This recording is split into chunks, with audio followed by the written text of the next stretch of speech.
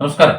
കണ്ണൂർ എടിയുമായിരുന്ന നവീൻ ബാബുവിന്റെ മരണവുമായി ബന്ധപ്പെട്ട്, ദുരൂഹ മരണവുമായി ബന്ധപ്പെട്ട് ധാരാളം വീഡിയോകൾ റിപ്പീറ്റർ ആക്സിലൂടെ ഞാൻ ചെയ്തു. എന്നാൽ ഈ വീഡിയോ ഒരു പ്രത്യേക സാഹചര്യത്തിലാണ് ഞാൻ ചെയ്യുന്നത്. ഇത് വളരെ ശ്രദ്ധിച്ച് നിങ്ങൾ ഈ വീഡിയോ കാണണം. വീഡിയോ മുഴുവനായി കാണണം. നിങ്ങളുടെ അഭിപ്രായം താഴെ എഴുതുകയും വേണം. നിങ്ങൾ മറ്റുള്ളവർക്ക് ഇത് ഷെയർ ചെയ്ത് കൊടുക്കുകയും വേണം. ഇത്തരത്തിൽ ഞാൻ ചെയ്തിട്ടുള്ള വീഡിയോകൾ അസ്ഥാനത്തേക്ക് പോയിട്ടില്ല എന്നതുകൊണ്ടാണത്. ഞാൻ ഇതുപോലെ ഇതിനു മുമ്പ് മറ്റൊരു അഭിപ്രായം പറഞ്ഞത് എൻ്റെ ബ്ലോഗിലാണ്.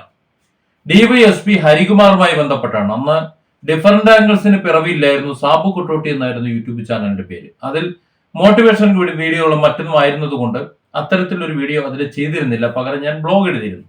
വളരെ വ്യക്തമായി അന്ന് എൻ്റെ ബ്ലോഗിൽ ഞാൻ സൂചിപ്പിച്ചിരുന്നു, DYSP ഹരികുമാർ സൂക്ഷിക്കണം, അദ്ദേഹത്തെ സൂക്ഷിക്കണം, അദ്ദേഹം ആത്മഹത്യ ചെയ്യാൻ സാധ്യതയുണ്ട്, ഇന്ന കാരണങ്ങൾ കൊണ്ട് അദ്ദേഹം ആത്മഹത്യ ചെയ്യാൻ സാധ്യതയുണ്ട് എന്ന് എണ്ണി പറഞ്ഞിരുന്നു. ഞാൻ ആ ഇന്ന അവിടെ പറയുന്നില്ല, പകരം ഇവിടെ പറയുകയാണ്.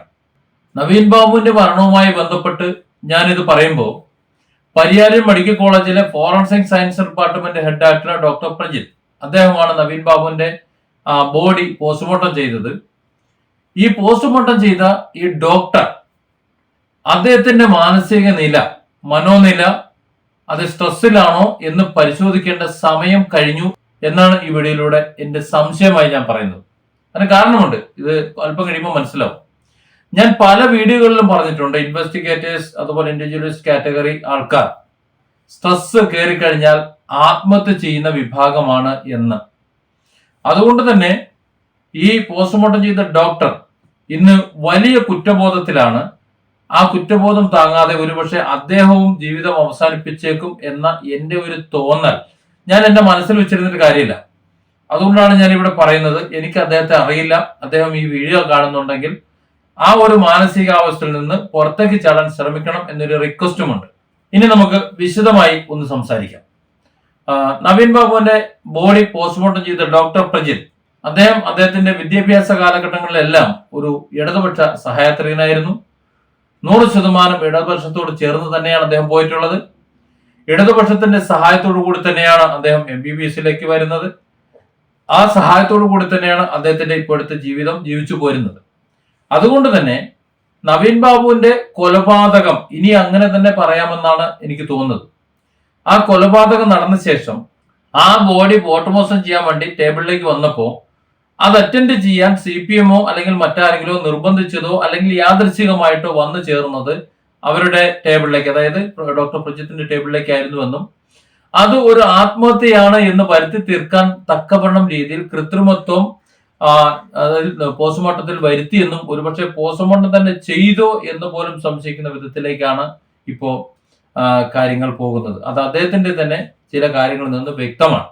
2-3 കാര്യങ്ങളാണ് അത് സംശയിക്കേണ്ടത്. ഒന്ന്, നമ്മൾ എപ്പോഴും ചർച്ച ചെയ്തുകൊണ്ടിരുന്ന നവീൻ ബാബുവിന്റെ ബോഡി വളരെ പെട്ടെന്ന് തന്നെ വീട്ടിലെത്തിച്ച് സംസ്കരിക്കണം, കത്തിച്ച് കളയണം എന്നുള്ള ആ ഒരു നിലപാടിൽ പാർട്ടി ഉറച്ചു നിന്നതും അത് നടപ്പിലാക്കിയതും തെളിവ് നശിപ്പിച്ചതും. പിന്നെ പാർട്ടി അവർക്കൊപ്പമാണ് എന്ന് ധരിപ്പിച്ചുകൊണ്ട് ഏതാനും ദിവസം ചെലവഴിച്ചതും ബാക്കി തെളിവുകളെല്ലാം പോയ ശേഷം പിന്നീട് ആ ചതി തിരിച്ചറിഞ്ഞുകൊണ്ട് നവീൻ ബാബുവിന്റെ ഭാര്യ മഞ്ജുഷയും കുടുംബവും കോടതിയിലേക്ക് ഇത് ഒരു കൊലപാതകമാണെന്ന് സംശയിക്കുന്നു എന്ന വിധത്തിൽ കാര്യങ്ങൾ കൊണ്ടുവരുമ്പോഴാണ് ഞാൻ ഈ പറഞ്ഞതിനുള്ള, അതായത് പ്രജിത്തിന്റെ ഈ മാനസിക പ്രയാസത്തിനുള്ള സാധ്യത തെളിഞ്ഞു വരുന്നത്. ഞാനിത് ഇങ്ങനെ തന്നെ പറയാൻ കാരണം, അഡ്വക്കേറ്റ് KM ഷാജഹാൻ അദ്ദേഹത്തിന്റെ ചാനലിൽ ഒരു വീഡിയോ പങ്കുവച്ചിട്ടുണ്ട്. ആ വീഡിയോ ഈ ഡോക്ടർ പ്രജിത്ത് തന്നെ അഭിനയിച്ചിട്ടുള്ള ഒരു ചെറിയൊരു ഷോർട്ട് മൂവിയാണ്. ആ മൂവിയിൽ അദ്ദേഹം ഒരു ഡോക്ടറായിട്ട് അഭിനയിക്കുന്നുണ്ട്, ഒരു പോസ്റ്റ്മോർട്ടം ചെയ്തതായിട്ട് അഭിനയിക്കുന്നുണ്ട്. അങ്ങനെ പോസ്റ്റ്മോർട്ടം ചെയ്ത ശേഷം താടിക്ക് കൈ കൊടുത്തുകൊണ്ട് വളരെ വിഷണ്ണനായി ചെന്ന് തല ഗ്രില്ലിലേക്ക് ചാരി നിൽക്കുന്ന ഒരു സീനുമുണ്ട്. അതായത് താൻ ചെയ്തത് കൊടും അപരാധമാണെന്നും തന്റെ സർവീസിൽ താൻ ചെയ്തിട്ടുള്ളത് ഒരു മോശം ഒരു പ്രവൃത്തി ആയിപ്പോയി എന്നും അദ്ദേഹം മനസ്സാ വിചാരിച്ചുകൊണ്ട് വളരെ പ്രയാസത്തിലാണ് ഇപ്പോൾ കഴിഞ്ഞു പോകുന്നത് എന്നതിന്റെ സൂചനയാണ് അതിൽ നിന്ന് കാണുന്നത്. അദ്ദേഹം ഒരു കലാകാരനാണ്, ഒരു കഥകളി അടക്കമുള്ള കാര്യങ്ങൾ കൈകാര്യം ചെയ്യുന്ന ആളാണ്, മുമ്പ് കലാതിലകമായിട്ടുള്ള ആളാണ്. അപ്പോൾ ആ നിലയിലൊക്കെ കലയുമായി അദ്ദേഹത്തിന് ബന്ധമുണ്ട്. അപ്പോൾ ഇത്തരത്തിലൊരു വീഡിയോ നവീൻ ബാബുവിന്റെ മരണത്തിന് ശേഷം, ഇപ്പൊ ഈ പോസ്റ്റ്മോർട്ടത്തിനൊക്കെ ശേഷം ഈ രീതിയിൽ അവതരിപ്പിച്ച് വിടുമ്പോൾ നമ്മൾ ചിന്തിക്കേണ്ടത് അദ്ദേഹത്തിന് കലശലായ ഒരു മനോവ്യഥ ഉണ്ട് എന്നാണ്. അദ്ദേഹത്തിന് നേരിട്ട് പറയാൻ കഴിയാത്തത് കൊണ്ട് ഇങ്ങനെ ഒരു സംഭവം ഉണ്ട് എന്ന് തന്റെ കുറ്റബോധം കൊണ്ട് സമൂഹത്തെ അറിയിക്കാൻ വേണ്ടി മനഃപൂർവ്വം ഇറക്കി വിട്ടതാണോ എന്ന് പോലും സംശയിക്കുന്ന വിധത്തിലേക്കാണ് ഇപ്പൊ നമുക്കിതിന് വെക്കേണ്ടത്. ആ വീഡിയോ പൂർണ്ണമായി കാണുമ്പോൾ നമുക്കത് മനസ്സിലാവും. കോപ്പറേറ്റിന്റെ ഇഷ്യൂ ഉള്ളത് കൊണ്ടാണ് ഞാൻ വീഡിയോ ഇവിടെ പ്രദർശിപ്പിക്കാത്തത്. ഇനി എന്തുകൊണ്ടാണ് ഡിവൈഎസ്പി ഹരികുമാറിനെ പോലെ ഇദ്ദേഹവും ഒരുപക്ഷെ ആത്മഹത്യക്ക് സാധ്യത ഉണ്ട് എന്ന് ഞാൻ പറയുന്നത് എന്ന് തന്നെ ഒന്ന് വ്യക്തമാക്കാം. ഇൻവെസ്റ്റിഗേറ്റേഴ്സ് കാറ്റഗറികളും അതുപോലെ ഇൻഡിവിജ്വൽസ് കാറ്റഗറികളും സ്ട്രെസ് കയറി കഴിഞ്ഞാൽ അവർക്ക് എന്തെങ്കിലും ഒരു ക്രിയേറ്റിവിറ്റിയിലേക്ക് പോകണം, അല്ലെങ്കിൽ ആത്മഹത്യയിലേക്ക് പോകണം. ഇത് രണ്ടിലെങ്കിലും ഒന്ന് ചെയ്യണം. ഇവിടെ ഡോക്ടർ ക്രിയേറ്റിവിറ്റിയിലേക്ക് പോയി എന്നത് ശരി തന്നെയാണ്. പക്ഷെ അങ്ങനെ പോയിട്ടുണ്ടെങ്കിലും അദ്ദേഹം ആ വീഡിയോ അവസാനിപ്പിക്കുന്നത് കടുത്ത മാനസിക വ്യഥ താൻ അനുഭവിക്കുന്നു എന്ന ഒരു ചിന്ത ബാക്കി വെച്ചുകൊണ്ടാണ്. ഡിവൈഎസ്പി ഹരികുമാർ എങ്ങനെ മരണപ്പെടുന്നത്? അദ്ദേഹം രണ്ട് വ്യക്തികൾ തമ്മിൽ സംസാരിച്ചുകൊണ്ട് നിൽക്കുമ്പോൾ ഒരു വ്യക്തി ദേഷ്യം വന്നിട്ട് മറ്റേയാളെ പിടിച്ച് ഉന്തുന്നു. അതായത് വഴക്ക് കൂടിക്കൊണ്ട് നിൽക്കുന്ന സമയത്താണ്. പക്ഷെ പിടിച്ച് ഉന്തിയപ്പോ കഷ്ടകാലത്തിന് ആ ഉന്ത് കൊണ്ടാൾ ചെന്ന് വീണത് ഓടിക്കൊണ്ടിരുന്ന ഒരു വാഹനത്തിന്റെ മുന്നിലേക്കാണ്. അപ്പോ അയാൾ ആ വാഹനം പിടിച്ച് മരണപ്പെട്ടു. അതിന് ഡിവൈഎസ്പി മനഃപൂർവ്വം ഉന്തിയിട്ട് കൊന്നു എന്ന രീതിയിൽ കഥ മെനഞ്ഞുകൊണ്ട് കേരളത്തിലെ സകല മീഡിയകളും സകല യൂട്യൂബ് ചാനലുകളും അദ്ദേഹത്തെ പ്രതിസ്ഥാനത്ത് നിർത്തിക്കൊണ്ട് ഒരു കയ്യബദ്ധം പറ്റിയതിനെ ആ നിലയിൽ തന്നെ കണ്ടുകൊണ്ട് കേസും മറ്റു കാര്യങ്ങളും ചെയ്യുന്നതിന് പകരം അദ്ദേഹത്തെ വളരെ ഒരു ക്രൂരനായ ഒരു കൊലപാതകിയായിട്ട് ചിത്രീകരിച്ചു കഴിഞ്ഞപ്പോൾ വകുപ്പുകളും മാറി, എല്ലാം മാറി. പിന്നെ രണ്ടാമതൊരു കാര്യം കൂടി ഉണ്ട്. അദ്ദേഹം തന്നെ അറസ്റ്റ് ചെയ്തിട്ടുള്ള പ്രതികളുണ്ട്. ആ പ്രതികൾ കിടക്കുന്ന അതേ സെല്ലിലേക്കാണ് ഇദ്ദേഹം റിമാൻഡ് ചെയ്യപ്പെട്ട പ്രതിയായിട്ട് ചെല്ലേണ്ടത്. സ്വാഭാവികമായും എന്താണ് സംഭവിക്കുന്നത് അറിയാലോ. അപ്പോൾ അത്തരത്തിലുള്ള ഒരു പ്രയാസം അദ്ദേഹം അനുഭവിക്കുമ്പോൾ അതിലേക്ക് പോകാൻ കഴിയാതെ ആ കടുത്ത മാനസിക വ്യഥയിൽ നിന്നുകൊണ്ട് അദ്ദേഹം ആത്മഹത്യ ചെയ്യുന്നതാണ് പിന്നീട് നമ്മൾ കണ്ടത്. ഇവിടെയും അത് തന്നെയാണ് സംഭവിക്കാനുള്ള സാധ്യത ഞാൻ മുന്നോട്ട് വെക്കുന്നത്. അതായത് ഡോക്ടർ പ്രജിത്ത് അദ്ദേഹം ആരുടെയൊക്കെയോ പ്രേരണ കൊണ്ട് നവീൻ ബാബുവിന്റെ മരണം, കൊലപാതകത്തെ ആത്മഹത്യയാക്കി ചിത്രീകരിക്കാൻ സഹായിച്ചിട്ടുണ്ടാകണം. അങ്ങനെ സഹായിച്ചിട്ടുണ്ടെങ്കിൽ അതിൽ കടുത്ത മനോവ്യഥ ഇപ്പോ വരാൻ കാരണം ഇതൊരു കൊലപാതകമാണ് എന്ന നിലയിലേക്ക് തെളിവുകൾ കൊണ്ടുവന്ന് എത്തിക്കുന്നുണ്ട്.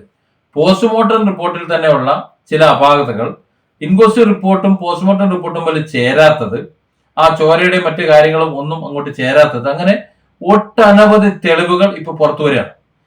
നവീൻ ബാബുവിന്റെ ഭാര്യ മഞ്ജുഷയും കുടുംബവും ഹൈക്കോടതിയിലേക്ക് പോയി CBI അന്വേഷണം ആവശ്യപ്പെടുമ്പോൾ സ്വാഭാവികമായും ഇനി ഒരു പോസ്റ്റ്മോർട്ടം സാധ്യമല്ലാത്ത സാഹചര്യത്തിൽ ഇഴകീറി അത് പരിശോധിക്കും. CBI അന്വേഷണം വരും എന്ന ഏകദേശം തീർച്ചയായ സാഹചര്യത്തിൽ സ്വാഭാവികമായും ഇഴകീറിയ ഒരു അന്വേഷണവും വരുമെന്ന് പ്രതീക്ഷിക്കാം. അത്തരത്തിലുള്ള ഒരു ഇഴകീറിയ ഒരു അന്വേഷണം വന്നു കഴിഞ്ഞാൽ സ്വാഭാവികമായും ഇവിടെ ഈ ഡോക്ടറും കുടുങ്ങും. എന്തുകൊണ്ട് ഡോക്ടർ ഇങ്ങനെ ചെയ്തു, ആര് പറഞ്ഞിട്ട് ചെയ്തു എന്നുള്ള ചോദ്യം വരും. ആ സമയത്ത് ആ സ്ട്രെസ് താങ്ങാൻ കഴിയില്ല എന്നുള്ളതാണ് ഞാൻ മുന്നോട്ട് വെക്കുന്നത്. ഇതേ അവസ്ഥ തന്നെയാണ് ഡിവൈഎസ്പി ഹരികുമാറിന് വന്നത്. ഇതേ അവസ്ഥ തന്നെയാണ് പാലനാട് ശ്രീകുമാറിന് വന്നത്, SI ആയിരുന്ന ശ്രീകുമാറിന് വന്നത്. ഇതേ അവസ്ഥയിൽ ധാരാളം ആൾക്കാർ ഇത്തരത്തിൽ സ്ട്രെസ് താങ്ങാൻ വയ്യാതെ മരണപ്പെട്ടവരുടെ നീണ്ട ഒരു ലിസ്റ്റ് തന്നെ എനിക്ക് നിങ്ങളുടെ മുന്നിൽ വെക്കാൻ പറ്റും. അതുകൊണ്ടാണ് ഞാൻ എന്റെ വീഡിയോകളിൽ അത്തരം കാര്യങ്ങൾ കൂടി ഉൾപ്പെടുത്തുന്നത്, മറ്റുള്ളവർ മനസ്സിലാക്കാൻ വേണ്ടിയിട്ട്. എന്റെ പഴയ ബ്ലോഗിൽ പോയി നോക്കിയാൽ ഇപ്പോഴും ആ ബ്ലോഗ് പോസ്റ്റ് ഡിവൈഎസ്പി ഹരികുമാർ മരണപ്പെടാൻ സാധ്യത ഉണ്ട് എന്നതിനെ കുറിച്ച് കാണാൻ പറ്റും. ഡിവൈഎസ്പി KK രവീന്ദ്രൻ അതുപോലെ തന്നെ ആത്മഹത്യ ചെയ്യാൻ സാധ്യത ഉണ്ട് എന്ന് എനിക്ക് അറിയാവുന്നത് കൊണ്ടാണ്, എനിക്ക് അദ്ദേഹത്തിന്റെ വീടറിയാവുന്നത് കൊണ്ട് വാഹനമെടുത്ത് അദ്ദേഹത്തിന്റെ വീട്ടിൽ ചെന്ന് അദ്ദേഹത്തെ റൂമിൽ നിന്ന് പിടിച്ചിറക്കിയത്. ഒരുപക്ഷെ 1-2 ദിവസം കൊണ്ട് കഴിഞ്ഞെങ്കിൽ അദ്ദേഹം ആത്മഹത്യ ചെയ്തേനെ. ആ രീതിയിലാണ് നമ്മുടെ മീഡിയകൾ അദ്ദേഹത്തെ കൊന്നു കൊലവിളിച്ചിരുന്നത്. അതേ അവസ്ഥ തന്നെയാണ് ഈ പറഞ്ഞ ഡോക്ടർ പ്രജിത്തിനും വരാൻ പോകുന്നത്. ഇത് ഒരു കൊലപാതകമാണ് എന്ന് തെളിയും. CBI അന്വേഷിച്ചു കഴിഞ്ഞാൽ തീർച്ചയായിട്ടും ഇത് ഒരു കൊലപാതകമാണ് എന്ന് തെളിയും. അതിന് ഇനി റീപോസ്റ്റ്മോർട്ടത്തിന്റെ ആവശ്യമൊന്നുമില്ല. നിലവിൽ അതിന്റെ തെളിവുകളെല്ലാം ബാക്കി വെച്ചിട്ട് തന്നെയാണ് പോയിട്ടുള്ളത്. ആ പരിശോധന തന്നെ മതി. അപ്പോൾ അതിനെ അതിജീവിക്കാൻ ഈ പറഞ്ഞ ഡോക്ടർ പ്രജിത്തിന് സാധിക്കില്ല എന്നതുകൊണ്ട്, അത് അദ്ദേഹത്തിന്റെ മനസ്സിലേക്ക് വന്നതുകൊണ്ടാണ് അദ്ദേഹം ഇത്തരത്തിലൊരു വീഡിയോ നിർമ്മിച്ച് പങ്കുവച്ചത് എന്ന് ചിന്തിക്കേണ്ടിയിരിക്കുകയാണ്. സാഹചര്യങ്ങൾ ഇങ്ങനെയൊക്കെ ആണെങ്കിൽ ഇതിൽ നിന്നൊക്കെ നമുക്ക് മനസ്സിലാക്കേണ്ടി വരുന്നത് നവീൻ ബാബുവിന്റെ മരണം തികച്ചും സത്യസന്ധമായി പറഞ്ഞാൽ അത് ഒരു കൊലപാതകം തന്നെയാണ്. അത് കൊലപാതകമല്ല എന്ന് വരുത്തി തീർത്തുകൊണ്ട് പലരെയും രക്ഷിക്കാൻ വേണ്ടി പലരും അതിനകത്ത് ഇടപെട്ടിട്ടുണ്ട്. വലിയ ഒരു വിങ് തന്നെ അതിൽ ഇടപെട്ടിട്ടുണ്ട്. അതിൽ പ്രഗത്ഭരും പ്രശസ്തരുമായിട്ടുള്ള ധാരാളം പേരുണ്ട്. അധികാരവും എല്ലാം ഉള്ള ധാരാളം പേർ അതിൽ പങ്കെടുത്തിട്ടുണ്ട്. അതിനൊരു ഇരയായിരുന്നോ ഈ ഡോക്ടർ എന്നുകൂടി സംശയിക്കണം. അങ്ങനെ ഇരയായി പോയതിന്റെ ആ ഒരു വ്യഥയാണ് ഇത്തരത്തിലൊരു കടും കാര്യം ഞാൻ താൻ ചെയ്തല്ലോ, പറ്റിപ്പോയല്ലോ എന്നൊരു വ്യഥയാണ് ഇത്തരത്തിലൊരു ഒരു ദൃശ്യ രൂപം പുറത്തു വരുന്നതും. അതിൽ ഈ വിധത്തിൽ തന്നെ ഒരാളെ സർജറി ചെയ്യുന്നു, അത് സർജറി തെറ്റാണ് എന്ന് സമർത്ഥിക്കുന്നു. പിന്നെ അതില് ചെയ്തതിന്റെ റിസൾട്ട് താൻ മറ്റൊരാൾക്ക് വേണ്ടിയിട്ട് ഏതൊക്കെ ചെയ്തു എന്ന രീതിയിലുള്ള ഒരു സന്ദേശം അതിൽ നിന്ന് നമുക്ക് വായിച്ചെടുക്കാൻ കഴിയുന്നു. എന്നിട്ട് അത്തരത്തിലൊരു തെറ്റ് സംഭവിച്ചത് കൊണ്ട് മനോവിഷമം കൊണ്ട് അദ്ദേഹം തലയ്ക്ക് കൈ കൊടുത്തിരിക്കുന്ന ഒരു സാഹചര്യം വരുന്നു. പിന്നെ നമുക്കറിയാമല്ലോ കഥകളിൽ ചില ഭീകര രൂപങ്ങളുണ്ട്. അതായത് അദ്ദേഹം കടുത്ത മാനസിക സമ്മർദ്ദത്തിലാണ്. അത്തരത്തിൽ വിഷ്വലുകൾ അദ്ദേഹം ദുസ്വപ്നങ്ങൾ കണ്ടു തുടങ്ങുന്നു എന്ന് തന്നെയാണ് വായിച്ചെടുക്കേണ്ടത്. അപ്പൊ സ്വാഭാവികമായും ഞാൻ ഈ പറഞ്ഞ നിലയിലേക്ക് കാര്യങ്ങൾ ചിന്തിക്കേണ്ടി വരും. എനിക്ക് ഡോക്ടർ പ്രജിത്തിനെ അറിയില്ല. അദ്ദേഹത്തിന്റെ മാനസിക നില, അദ്ദേഹം ഒരു ഡോക്ടറാണ്, ഒരുപക്ഷെ ഞാനൊരു സാധാരണക്കാരൻ മാത്രമാണ്. അതുകൊണ്ട് അതിനേക്കാളും വലിയ കൊമ്പത്തെ അറിവോ എന്നൊന്നും ചോദിച്ചിട്ട് കാര്യമില്ല. അതിനെനിക്ക് മറുപടിയുമില്ല. പക്ഷെ ഈ ഒരു സാഹചര്യം ഞാൻ കാണുന്നു. അദ്ദേഹം ഒന്ന് സൂക്ഷിക്കുന്നത് നല്ലതാണ്. അദ്ദേഹത്തെ അറിയുന്നവരൊന്ന് സൂക്ഷിക്കുന്നത് നല്ലതാണ്. തെറ്റു പറ്റിയിട്ടുണ്ടെങ്കിൽ മാനസിക സംഘർഷം ഒഴിവാക്കുന്നതിന് ഏറ്റവും നല്ലത്, തെറ്റു പറ്റിപ്പോയിട്ടുണ്ടെങ്കിൽ ആ തെറ്റേറ്റു പറഞ്ഞ് മാപ്പുസാക്ഷിയായി നേരെ കോടതിയിലേക്ക് ചെന്ന് കയറുന്നതാണ്. അങ്ങനെ മാത്രമേ ഇനി അദ്ദേഹത്തിന് ആ മാനസിക സംഘർഷത്തിൽ നിന്ന് മോചിതനാകാൻ പറ്റൂ എന്നുള്ള ഒരു കാര്യം കൂടി ഞാൻ മുന്നോട്ട് വെക്കുകയാണ്. Different angles. Don't forget to subscribe and support this channel.